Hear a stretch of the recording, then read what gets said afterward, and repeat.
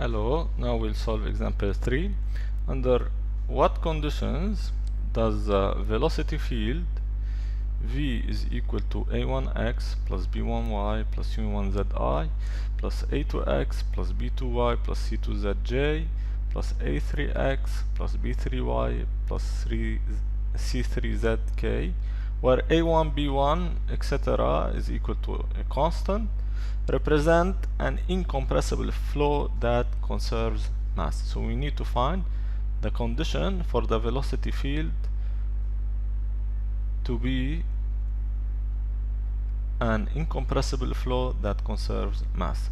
So the continuity equation for an incompressible flow is del u over del x plus del v over del y plus del w over del z is equal to 0.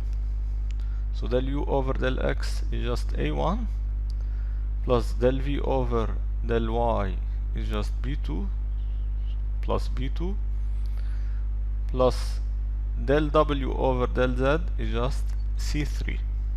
So we will obtain a1 plus b2 plus c3 is equal to 0. So this is the condition for the velocity field to represent an incompressible flow that conserves mass.